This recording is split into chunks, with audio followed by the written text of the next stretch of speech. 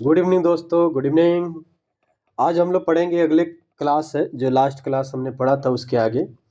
तो आज हम लोग पहले स्टार्ट करेंगे कि सेल जो होता है आपका प्लांट सेल और एनिमल सेल में क्या है डिफरेंस, यानी प्लांट सेल और एनिमल्स, यानी प्लांट एंड एनिमल्स के बारे में। ठीक है, तो प्लांट सेल और एनिमल सेल में क्या डिफरेंस है पहले देखते हैं। ठीक है, तो पहले हम देखते हैं कि प्लांट सेल जो होता है वो पहली बात है कि डबल बाउंडेड है। डबल बाउंडेड का मतलब है कि इसके अंदर डबल लेयर होता है। ठीक है, डबल बाउंडेड का मतलब है कि इसके अंदर डबल लेयर होता है।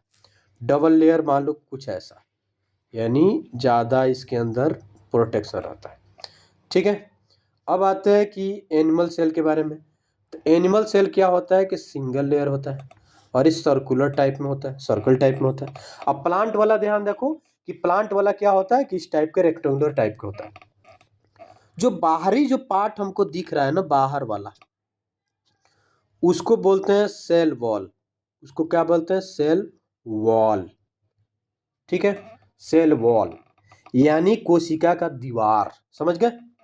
अब आता है कि इसके बीच में जो रहता है वहां पे वाटर प्रेजेंस रहता है, और इसके बीच में जो होता है वहां पे न्यूक्लियस होता है। एन मतलब न्यूक्लियस। ठीक है, न्यूक्लियस रहता है। ठीक है, और ये अंदर वाला पार्ट है ना, ये अंदर वाला, और इसके बाहर वाला पार्ट, ठीक है, इसको बोलते हैं सेल मेम्ब्रेन। सेल, इसको हम बोलते हैं सेल मेम्ब्रेन, यानी सेल मेम्ब्रेन, मेम्ब्रेन। ठीक है, सेल मेम्ब्रेन बोलो या प्लाज्मा मेम्ब्रेन बोलो, बात एक ही है। और इसके अंदर जो लिक्विड वाला पार्ट रहता है, लिक्विड ऐसे ऐसे ऐसे लिक्विड वाला जो पार्ट रहेगा, दोनों के अंदर जो लिक्विड वाला पार्ट रहेगा, इसके अंदर भी लिक्विड वाला पार्ट रहता है। इसको थोड़ा सा कलर अलग कर देता हूँ, ठीक है, ताकि आपको पता लगे। ये लिक्विड वाला जो पार्ट है, ये लिक्विड वाला पार्ट है। उस लिक्विड वाला पार्ट को क्या कहा जाता है? लिक्विड वाला पार्ट को कहते हैं साइटोप्लाज्म। साइटोप्लाज्मा। ठीक है, और यहाँ पे मान लो कहीं न्यूक्लियस है, इधर कहीं न्यूक्लियस है। सेल में क्या होता है? यहाँ न्यूक्लियस होता है। यहाँ क्या होता है? न्यूक्लियस होता है। सेल में साइड में कहीं न्यूक्लियस होता है, और किस में? सेल किस में? प्लांट सेल में साइड में न्यूक्लियस होता है, और एनिमल सेल में क्या होता है? बीच में न्यूक्लियस होता है। ठीक है, अब आता है यहाँ पे सेल मेम्ब्रेन दोनों में पाया जाता है। और यहाँ जो लिक्विड वाला मैंने बताया था ना, बीच वाला जो वाटर है, उसको बोलते हैं वैक्यूल्स। Vacuoles, vacuoles. ठीक है, वैक्यूल्स को क्या होता है? केवल प्लांट में ही पाया जाता है। वैक्यूल्स क्या है? केवल प्लांट में ही पाया जाता है। समझ गए यहाँ तक? तो हमने क्या बताया कि प्लांट सेल और एनिमल सेल के बारे में थोड़ा सा डिफरेंट बताया। प्लांट सेल में सेल वॉल पाया जाता है, एनिमल्स में नहीं पाया जाता है। प्लांट सेल में सेल मेम्ब्रेन पाया जाता है, एनिमल्स में भी पाया जाता है। प्लांट सेल में साइटोप्लाज्मा पाया जाता है, एनिमल्स में भी पाया जाता है साइटोप्लाज्मा। ठीक है, प्लांट्स में वैक्यूल पाया जाता है, एनिमल्स में नहीं पाया जाता है। प्लांट में क्या होता है? साइड में न्यूक्लियस होता है, और एनिमल्स में सेंटर में न्यूक्लियस होता है, यानी नाभिक सेंटर में होता है। अब हम लोग क्या है, हम लोग पढ़ेंगे कि सेल का 3 पार्ट में, मेरा पढ़ाने का तरीका है सेल को 3 पार्ट में डिवाइड कर देता है। सेल यानी कोशिका को हम 3 पार्ट में डिवाइड कर देते हैं। पहला पार्ट को बोलते हैं आउटर पार्ट। आउटर, ठीक है, आउटर पार्ट। आउटर पार्ट का मतलब क्या हुआ? आउटर पार्ट का मतलब हुआ कि बाहरी भाग, यानी बाह्य, बाह्य क्या होता है? बाह्य भाग। आउटर पार्ट का मतलब होता है बाह्य भाग, बाहरी भाग। ठीक है, अब बाहरी भाग में क्या होता है? सेल का बाहर में क्या दिखता है? तो बाहरी भाग में सेल वॉल दिखता है। सेल जो होता है ना, सेल वॉल दिखता है। और बाहर में क्या दिखता है? सेल मेम्ब्रेन दिखता है। सेल मेम्ब्रेन, ठीक है, बाहर वाला पार्ट में। ये पहला हो गया। दूसरा क्या होता है? दूसरा पार्ट अगर लिखते हैं, दूसरा क्या होता है? तो दूसरा जो होता है उसको हम क्या कहते हैं? तो दूसरे वाला को बोलते हैं साइटोप्लाज्म। साइटोप्लाज्म, ठीक है, साइटोप्लाज्म। साइटोप्लाज्मा में कुछ पार्ट है, उसको हम पढ़ेंगे। तो साइटोप्लाज्मा का जो पहला पार्ट है उसको बोलते हैं माइटोकॉन्ड्रिया। माइटोकॉन्ड्रिया, माइटोकॉन्ड्रिया, ठीक है। यानी माइटोकॉन्ड्रिया में क्या है, साइटोप्लाज्मा वाला पार्ट है। यानी साइटोप्लाज्मा का मतलब अभी क्या बताया हमने, देखो यहाँ पे साइटोप्लाज्मा कहाँ पाया जाता है, बीच वाला है लिक्विड वाला पार्ट, यहाँ देख रहे हैं बीच वाला है ना, ये लिक्विड वाला पार्ट। इधर भी तो बीच वाला साइटोप्लाज्मा है, ये भी तो है साइटोप्लाज्मा, लिक्विड वाला पार्ट, ठीक है। अब आता है कि हो गया साइटोप्लाज्मा। दूसरा इसका क्या होता है, तो दूसरा होता है इसका प्लास्टिड्स। दूसरा क्या होता है, प्लास्टिड्स, ठीक है, प्लास्टिड्स। और तीसरा बोला जाए तो तीसरा क्या हो सकता है, तो तीसरा होता है लाइसोजोम्स, लाइसोजोम्स, ठीक है। और चौथा क्या होता है, लाइसोसोम के बाद चौथा क्या होता है, तो चौथा को बोलते हैं राइबो, ठीक है, राइबोजोम्स, ठीक है। चौथा क्या है, राइबोजोम्स, क्लियर। तो हमने क्या देखा, आउटर पार्ट में cell wall, cell membrane. Cytoplasm में क्या पढ़ा, देखा हमने माइटोकॉन्ड्रिया, प्लास्टिड और लाइसोसोम्स और राइबोसोम्स, ठीक है। और लास्ट वाला, नॉट लीस्ट, लास्ट वाला क्या है, तीसरा, उसको बोलते हैं न्यूक्लियस। तीसरा क्या है, न्यूक्लियस। न्यूक्लियस का मतलब क्या होता है, नाभिक। न्यूक्लियस का मतलब क्या होता है, नाभिक, क्लियर। ये हो गया नाभिक। और नाभिक किस चीज से बना रहता है, तो ध्यान रखना ये होता है क्रोमेटिन से बना रहता है, क्रोमेटिन से। अब पूछेगा क्रोमेटिन किस से बना रहता है, तो क्रोमेटिन दो चीज से बना रहता है। एक को बोलते हैं डीएनए, ठीक है, और दूसरा को बोलते हैं हिस्टोन प्रोटीन। दूसरा को बोलते हैं हिस्टोन प्रोटीन, ठीक है। हिस्टोन प्रोटीन से बना रहता है, हिस्टोन प्रोटीन से बना रहता है, ठीक है। हिस्टोन प्रोटीन से बना रहता है, समझ गए, हिस्टोन प्रोटीन से बना रहता है। अब आता है, पहले हम इसको पढ़ेंगे कि माइटोकॉन्ड्रिया क्या है। सेल वॉल तो हमने देख लिया ना, जो बाहर सेल वाला है, बाहरी भाग है, उसको बोलते हैं, ये प्लांट में पाया जाता है सेल वॉल, और सेल मेम्ब्रेन दोनों में पाया जाता है। तो ये ज़्यादा इंपॉर्टेंट नहीं है, आपका इंपॉर्टेंट है साइटोप्लाज्मा का ये चारों पार्ट, ठीक है। अब आता है किसके, पहले हम पढ़ लेते हैं माइटोकॉन्ड्रिया, ठीक है। तो यहाँ पे हमने पहले हमको पढ़ना है माइटोकॉन्ड्रिया, ठीक है।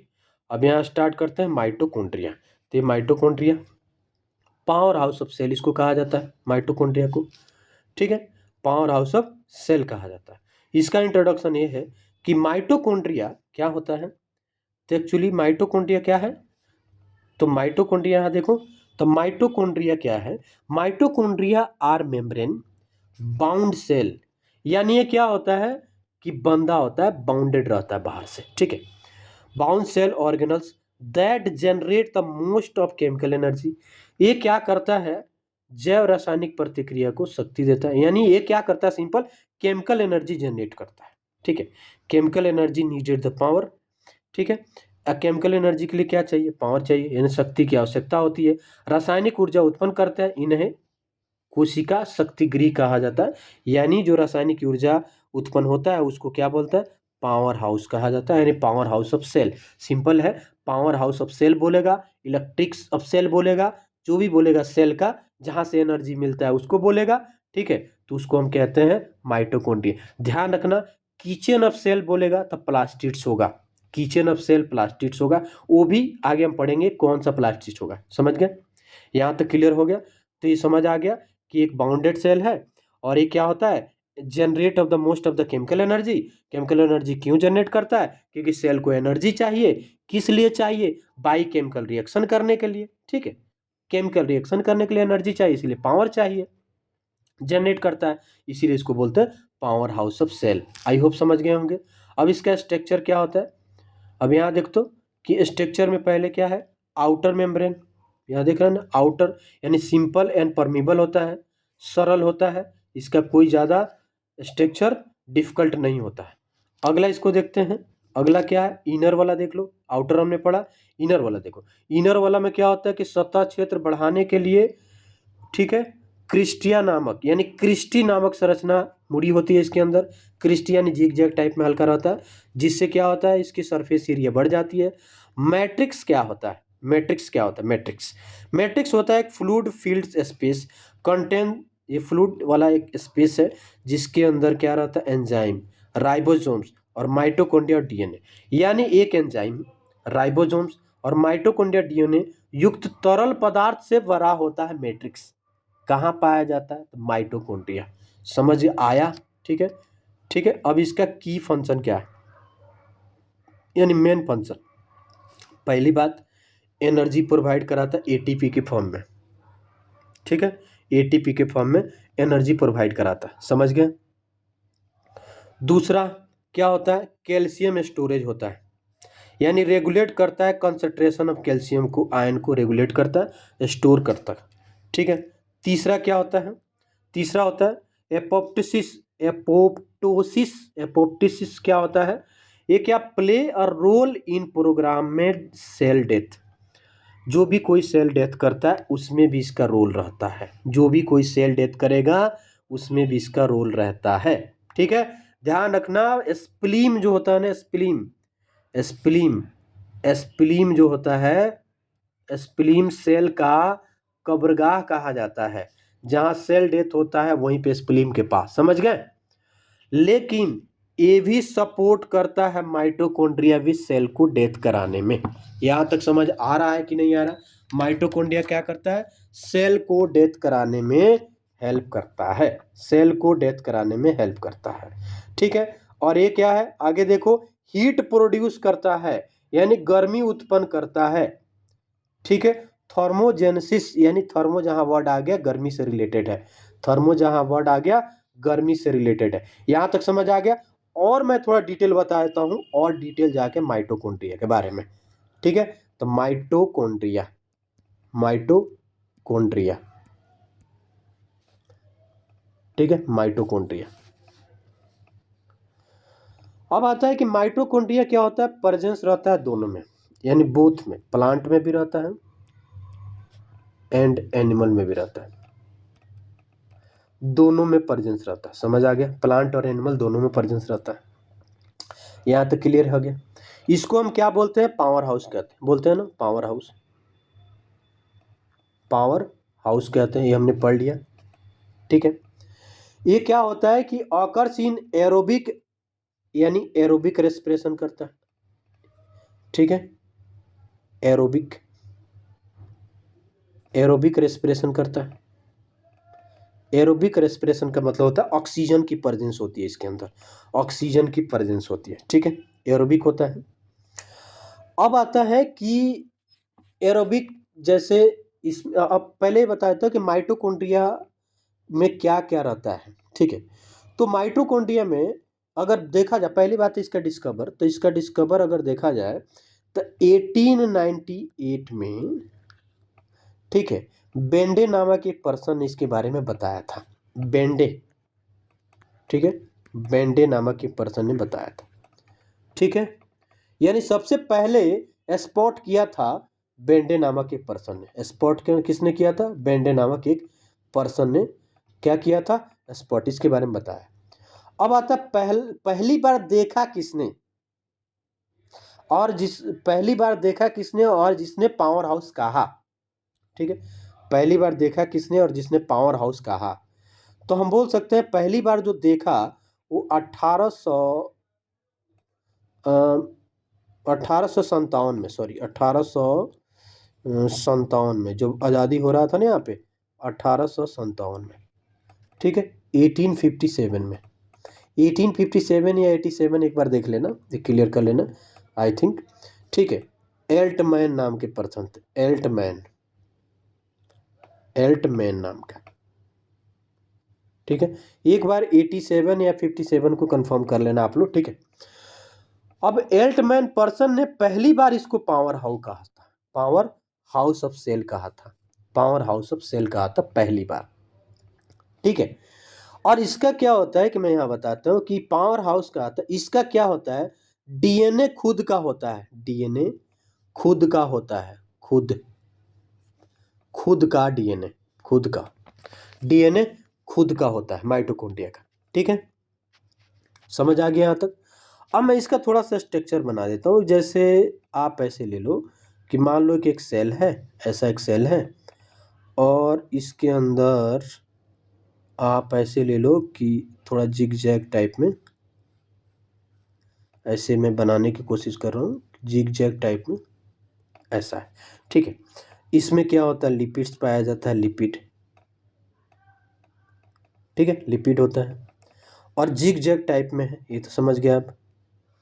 अब होता है कि इसके ऊपर ये जिग जैग है, धारी टाइप में ऐसे होता है, धारी टाइप में, मतलब पतला सा लेयर होता है, थोड़ा मोटा हो गया, पतला सा होता है ये, धारी टाइप में। इसको मैं रफ कर देता हूँ ना तो गलत हो जाएगा। ठीक है, एक टाइप में धारी टाइप में होता है। ठीक है, तो धारी ऐसे मान लिया कि हल्का हल्का सा धारी टाइप में होता है, जहाँ जहाँ ये कॉर्नर है ना वहाँ पे धारी धारी टाइप में होता है, लेयर टाइप में। ठीक है, अब एक गैप है ना, गैप यहाँ दिख रहा है ना, तो हल्का सा गैप है दोनों के बीच में, एक गैप है ना, टेढ़ा हो गया, गैप है, इसको बोलते हैं क्रिस्टी। इसको क्या बोलते हैं, क्रिस्टी बोलते हैं। इसको क्या बोलते हैं, क्रिस्टी, क्रिस्टी। ठीक है, इसको क्या बोलते हैं, क्रिस्टी, समझ गए। और ये जो डबल है ऐसे टाइप की, इसको बोलते हैं डबल लेयर, डबल लेयर होता है। ये क्या है, डबल लेयर है। ठीक है, यानी धागे नुमा आकार के जो दिखता है ना उसको बोलते हैं क्रिस्टी। ठीक है, डबल लेयर है, इसके अंदर लिक्विड है ना तो उसको बोलते हैं राइबोसोम्स, राइबोसोम्स, राइबोसोम्स लिक्विड वाला होता है। और जो धारीनुमा के जस्ट ऊपर है ना, धारीनुमा वाला जस्ट ऊपर, ये धारीनुमा के जस्ट ऊपर ऐसे रहता है ना, इसको बोलते हैं मैट्रिक्स, मैट्रिक्स। ठीक है, उसके अंदर मैंने बताया ना लिपिड ओपिड सब कुछ प्रेजेंस रहता है, मैट्रिक्स।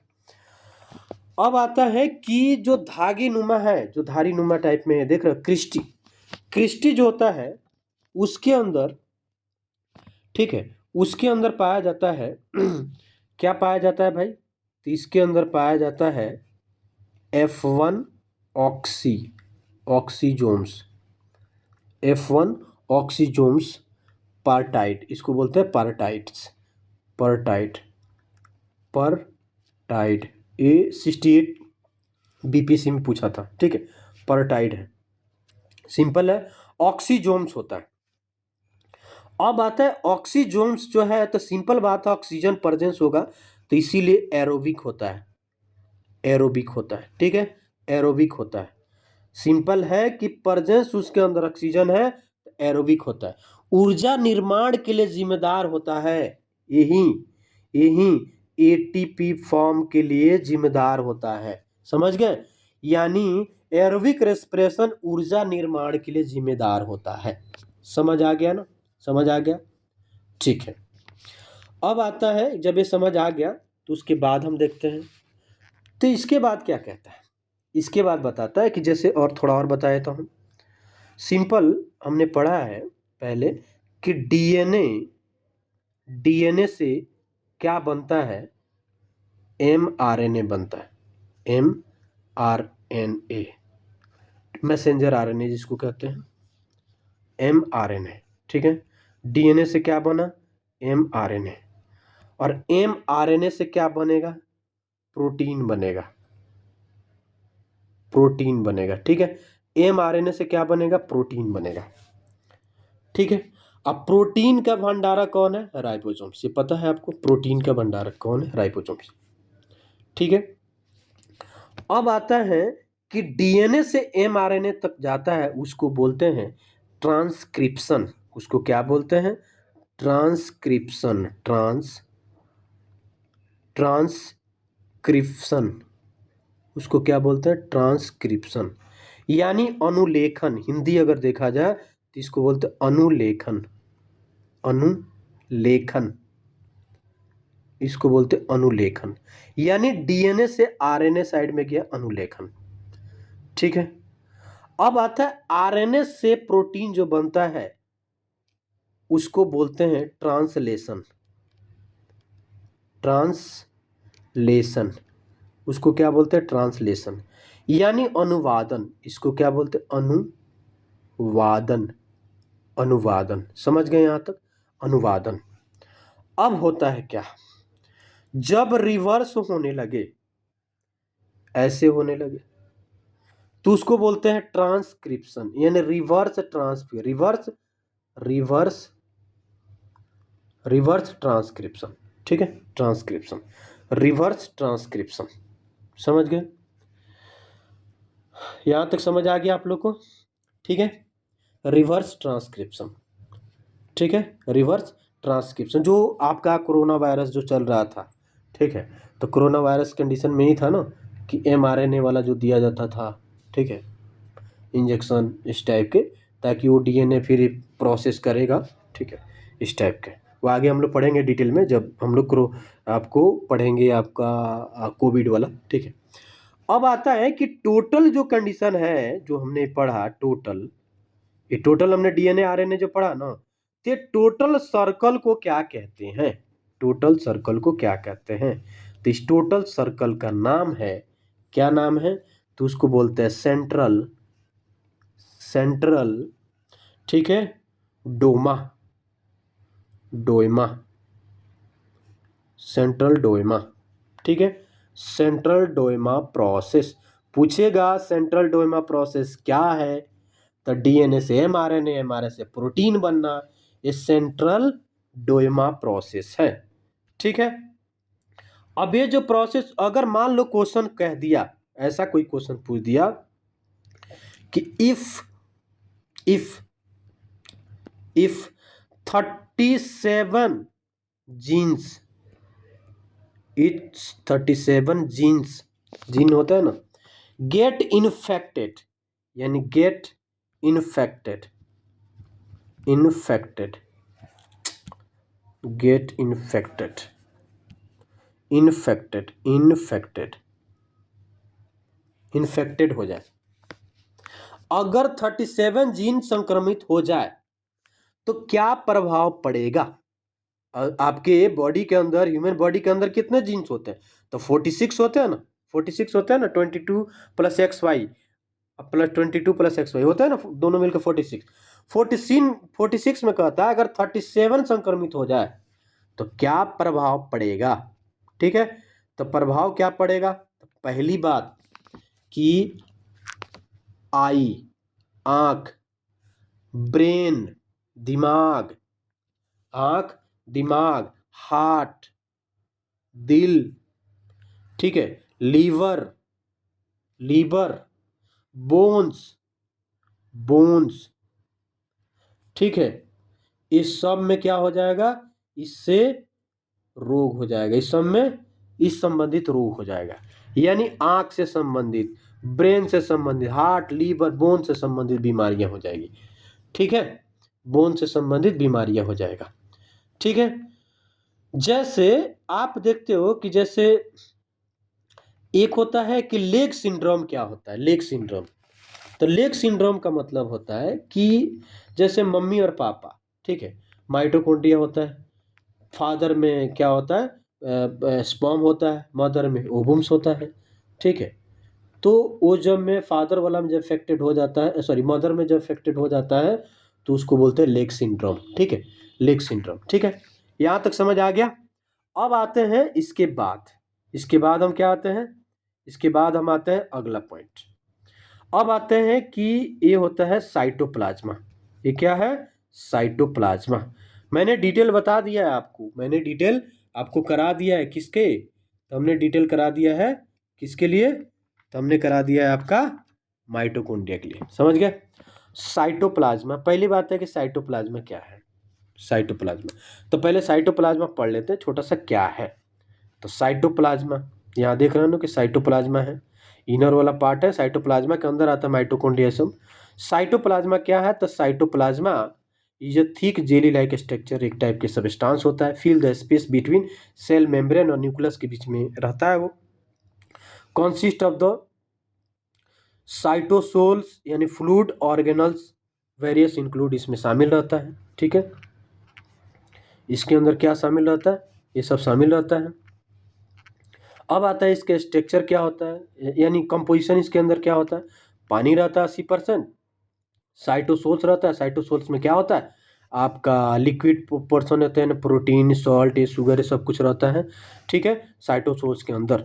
ऑर्गेनल्स, ऑर्गेनल्स में देख रहे हो माइटोकॉन्ड्रिया और राइबोसोम्स जैसी संरचना इसके अंदर रहती है, तैरती रहती है आसपास। ऑर्गेनल्स इसके अंदर प्रेजेंस रहते हैं, ठीक है। काम क्या होता है, तो इसका काम होता है सपोर्ट प्रोवाइड कराना। किसको सपोर्ट, सेल का सपोर्ट। इसमें मेटाबॉलिज्म होता है साइट, यानी ग्लाइकोसिस होता है, केमिकल रिएक्शन लाइक ग्लाइकोसिस इसके अंदर केमिकल रिएक्शन करते हैं। फिर ट्रांसपोर्ट क्या करता है, मटेरियल को सेल के पास भेजता है। ट्रांसपोर्ट क्या करता है, मटेरियल को सेल के पास भेजता है। अब आता है प्लास्टिड्स क्या है। प्लास्टिड्स यहाँ देख रहे हो, प्लास्टिड्स, प्लास्टिड्स क्या है। पहली बात है प्लास्टिड्स क्या होता है। तो प्लास्टिड्स यहाँ देखो कि प्लास्टिड्स क्या है। थोड़ा सा बड़ा लेक्चर हो रहा है लेकिन इंपॉर्टेंट है इसलिए मैं करा रहा हूँ। प्लास्टिड्स, तो क्वेश्चन अगर पूछेगा कि प्लास्टिड्स में क्या है तो केवल ध्यान रखना ये प्लांट में पाया जाता है। प्लांट एंड एल्गी दोनों में होता है, एल्गी में भी पाया जाता है, ठीक है, समझ गए। प्लांट और एल्गी दोनों में पाया जाता है। अब आता है क्वेश्चन कि प्लास्टिड्स क्या है। तो प्लास्टिड्स को हमने पहले पढ़ा था कि किचन है, किचन ऑफ सेल है, पहले पढ़ा था ना प्लास्टिड्स को, kitchen of cell, kitchen of cell, cell का किचन है, ठीक है प्लास्टिड्स। अब आता है कि सेल का किचन है, ठीक है, ये कितने टाइप के पाया जाता है, तो 3 टाइप के, क्लोरोप्लास्ट, दूसरा का क्या होता है क्रोमोप्लास्ट, फिर होता है ल्यूकोप्लास्ट। ये भी क्या होता है डबल लेयर होता है, इसके अंदर भी क्या होता है डबल लेयर होता है। ये भी क्या है डबल लेयर है, ये भी क्या है डबल लेयर है, ठीक है, डबल लेयर है, ठीक है, डबल लेयर है, इसके अंदर भी डबल लेयर है।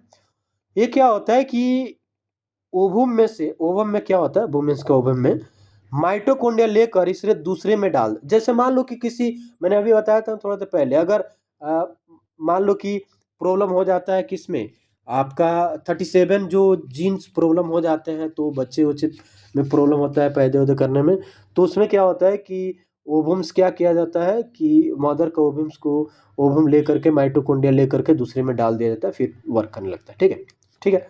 अब ओनली इन प्लांट होता है, केवल प्लांट में होता है, मैंने भी लिख दिया, एल्गी में भी कहीं कहीं होता है, नॉट इन एनिमल्स, एनिमल्स में नहीं होता है। किचन ऑफ द सेल कहा जाता है। अलग अलग प्रकार का होता है, तो पहले मैंने बताया 3 प्रकार का होता है, साइट क्लोरोप्लास्ट, फिर ल्यूकोप्लास्ट और फिर क्या बताया क्रोमोप्लास्ट। तो पहले हम बता देते हैं कि ये है क्या। तो प्लास्टिड से क्या है डबल लेयर है, अभी हमने बता दिया। आपको एल्गी और प्लांट दोनों में पाया जाता है। इसमें भोजन निर्माण यानी किचन ऑफ द सेल कहा जाता है, स्टोरिंग द फूड करता है, माइटोकॉन्ड्रिया हैव देयर ओन, इसके अंदर भी डीएनए भी रहता है खुद का, माइटोकॉन्ड्रिया और राइबोसोम्स की तरह, ठीक है। अब आता है कि इसके टाइप हमने बताया कि तो पहला होता है क्लोरोप्लास्ट। तो क्लोरोप्लास्ट क्या है, एक हरे यानी लवक है, प्रकाश संश्लेषण के लिए आवश्यक है, यानी हम बोल सकते हैं ग्रीन प्लास्टिड्स होता है जो कंटेन द क्लोरो यानी क्रोमोफिल्स, ठीक है, सॉरी क्लोरोफिल्स। क्लोरोफिल्स में ध्यान रखा ये क्या है कि जैसे मान लिया कि प्लांट से हमने CO2 लिया और हमने वाटर लिया, ठीक है, CO2 और वाटर दोनों लिया, समझ गए। यहाँ पे जो होता है उसको होता है क्लोरोफिल, ठीक है, क्लोरोफिल ए। और यहाँ पे क्या होता है सनलाइट यानी फोटोसिंथेसिस होता है ना, फोटोसिंथेसिस, फोटोसिंथेसिस। जब ये लास्ट वाला एनर्जी क्या प्रोवाइड कराएगा, तो प्रोवाइड कराता है H12 और O6, H12 और O6, ठीक है, H12 और O6 प्रोवाइड कराता है। इसको बोलते हैं ग्लूकोज, इसको क्या कहते हैं ग्लूकोज। अब प्लस क्या होता है, प्लस क्या करता है 6O2 अब प्लस ATP के फॉर्म में एनर्जी, कहीं कहीं 37 लिखता है, कहीं 38 लिखता है, ठीक है, यानी 38 कहीं कहीं लिखता है, ठीक है, इतना एनर्जी ये प्रोवाइड कराता है, समझ गए। तो यही है आपका क्लोरोप्लास्ट जो होता है ना, यही है, ठीक है। अब एक्चुअली क्या है कि क्लोरोप्लास्ट क्या करता है कि ग्रीन कलर का पिगमेंट यानी ग्रीन कलर प्रोवाइड कराता है किसी प्लांट का, यानी इसके अंदर क्या पिगमेंट पाया जाता है क्लोरोप्लास्ट पाया जाता है, ठीक है, और इसमें ग्रीन कलर हो जाता है प्लांट का, ठीक है। अब आते हैं दूसरा, दूसरा में क्या है, दूसरा क्या है, क्रोमोप्लास्ट। क्रोमोप्लास्ट क्या कहता है, इसमें पीला, नारंगी और लाल रंग के कलर होते हैं, ठीक है। और ये फूल और फल को रंग प्रोवाइड कराता है, फूल का और फल का, ठीक है। अब आता है कि जो पीला कलर होता है, जो पीला कलर है किसके कारण है, वो मैं लिखा देता हूं।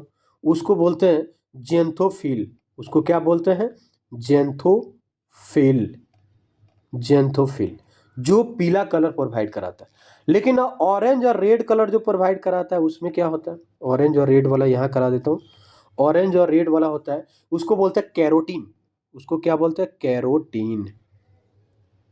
कैरोटीन के कारण, ठीक है, कैरोटीन के कारण होता है। समझ गए यहाँ तक, कैरोटीन के कारण होता है। समझ गए यहाँ तक, कैरोटीन होता है। आप देखते हो ना कि जैसे फल के रंग होते हैं, प्रदान करता है। बाहर वाला लेयर आप देखते हो ना कि जैसे आम पक जाता है पीला हो जाता है, आप देख लो केला पक जाता है तो उसके अंदर ऊपर पीला होता है, नीचे व्हाइट होता है। अब आता है ल्यूकोप्लास्ट का क्या काम है, तो ल्यूकोप्लास्ट ध्यान रखना। ल्यूकोप्लास्ट क्या होता है, कलरलेस होता है, storing the starch, oil and protein. Starch, oil और प्रोटीन के को क्या करता है, स्टोर करता है। सफेद होता है, रंगहीन होता है। भोजन की भंडारण है, चावल हो गया, स्टार्च, केले के सफेद, यानी अगर पूछा जाए कि केला ऊपर से जब छीलते हैं तो ऊपर पीला रहता है या ग्रीन टाइप में रहेगा, लेकिन अंदर व्हाइट कलर दिखता है, क्यों, किसके कारण, तो ल्यूकोप्लास्ट के कारण। समझ गए, केले का सफेद रंग दिखना। एक्सेप्शन अगर देखा जाए, एक्सेप्ट द प्रोटीन, ठीक है। गुड मून, जैसे अगर केला, बनाना, केला मतलब बनाना, बनाना क्या है, गुड मून फूड है, यानी ये बहुत अच्छा, सॉरी फूड नहीं बल्कि ये फ्रूट्स है, ठीक है। गुड मून फ्रूट्स है, यानी इसको खाने से आपका बॉडी वॉडी सब कुछ मेंटेन रहता है। समझ गए, यहाँ तक समझ गए ना। बहुत अच्छा टॉपिक हमने पढ़ा है। अगर समझ में आ रहा है तो लाइक करो, सब्सक्राइब करो। थैंक यू, धन्यवाद, ऐसे ही लगे रहो।